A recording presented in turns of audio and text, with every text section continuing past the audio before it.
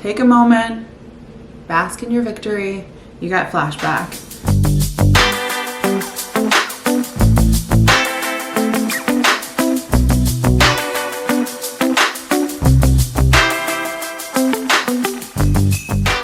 Hello everyone, welcome back to my channel. Today's video is going to be about nursing. I'm going to give you my top 5 tips for IV insertion, whether you are a new nurse or a seasoned nurse. And these are going to be some tips that you probably haven't heard before, or they aren't as well recognized as other conventional tips. Before we get into it, I'm just going to explain a little bit about myself as a nurse. I have been a nurse for about 9 years, and I spent a lot of that in critical care in the emergency department. I am now an IV nurse for a cancer center. So I'm hoping my tips today will help you. These are tips that I've collected from just watching nurses when they're first starting to learn, or just watching them if they're having difficulty. So I really hope this helps you, and if it does, please subscribe, like, and continue to follow my channel. My very first tip is to choose the right vein. Now, to choose the right vein, you really should look at both arms, especially if you are a newer nurse, but also I've been guilty of being way too cocky and not assessing both arms. Of course, if you're in an emergency situation, you don't really have time to do that. But if you have the time, look at both arms. Oftentimes, the dominant arm actually has the better vasculature because the patient uses that arm more. Also, you need a really good segment for the IV. What I mean by segment is the portion of the vein has to be nice and straight. So if you think of it, let's say you have a 22 gauge needle and it's about yay long. You need the segment of the vein to be straight in that section. If the vein curves or if it bifurcates, which means that there is a fork in the road in the vein, it's going, let's say this is the vein and this is where the fork in the road is.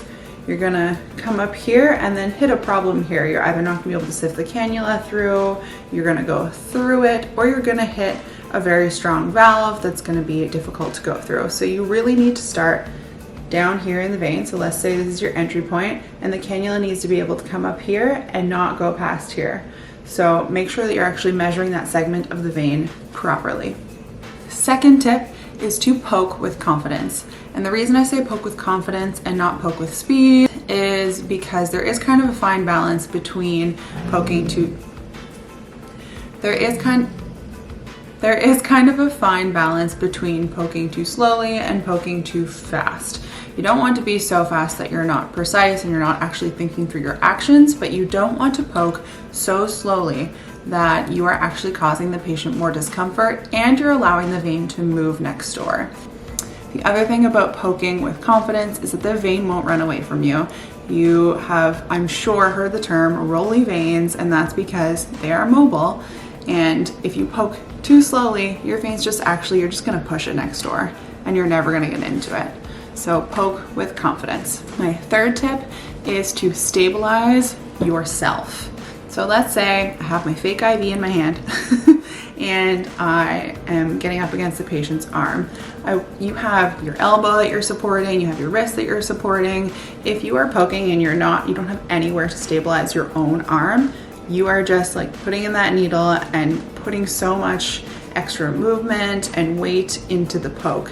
If you can kind of come down to the patient's arm first, get a good rest or stabilization for yourself, and then kind of lift up and do your poke from there, you'll actually maybe keep some contact points when you're lifting up to poke, and that will give you a really good technique and great dexterity for you to be able to actually get in your IV, especially if you've had too much coffee, because you are a nurse and you probably have, or you're quite nervous. My fourth tip to help with your IV insertion is to not get in your own way.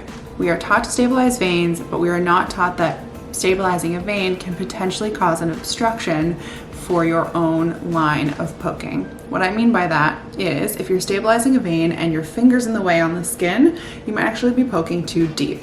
So you poke with your needle and you're poking over your own finger and then going straight through the vein when your angle probably should have been a little bit more shallow. So just be aware of your grip when you're stabilizing. Yes, you need to stabilize a vein, but you also need to leave a clear path for you to be able to poke the patient and not get in your own way. Finally, my fifth tip, and I say this all the time to people when I'm teaching. You got Flashback? Amazing. just relax. Take a moment, bask in your victory. You got flashback. Let the patient relax. They were probably tense. You were probably tense. Don't advance the needle anymore. Just let the blood come back, let things fill, and then advance your cannula. If you just take that kind of extra 1 to 2 second pause and let everything relax, don't move, chill out, and then advance, things are gonna go a lot better for you. I assure you. Just a message I want to leave you with. If you miss, it's fine. It's totally fine. I am an IV nurse. I've been doing this for many years. I consider myself good at what I do. I still miss sometimes. The only thing that I say is if you're going to try again, you need to actually think about what went wrong in the first poke. Was it your angle? Was it your grip? Was the patient really tense? Is the patient really sick? Are they dry? Are their veins fairly flat? There's just so many different factors, but you need to start doing your own data collection as to why things are not going well. And that's how you get better. I got better at IV insertion because I failed a ton of times and I just reevaluated. I mean, I watched people and I asked for help and all that sort of thing, but I also reevaluated my own technique and really thought about the situation and what went wrong in that specific attempt. And that is why I'm successful on my second poke. So that's also why I don't get super upset if for some reason I miss the first one. Sometimes you actually just have to get to know someone's veins in order to be successful on the second attempt. Just be okay, be confident, reach out if you do need help, but most of all, reevaluate and try again. If you start learning from your mistakes and start thinking about your mistakes and allowing yourself to learn, then you will be successful in the end. Thank you for listening to my top 5 tricks on IV insertion today. My next video is going to be non-nursing related. I'm actually going to Montreal for a little secret project. We're gonna call it a secret project for now. It's really not a project, but for something fun. I'll be bringing my dog and it's gonna be a vlog. So yeah, I'm excited for that. I'll see you in my next video. Bye.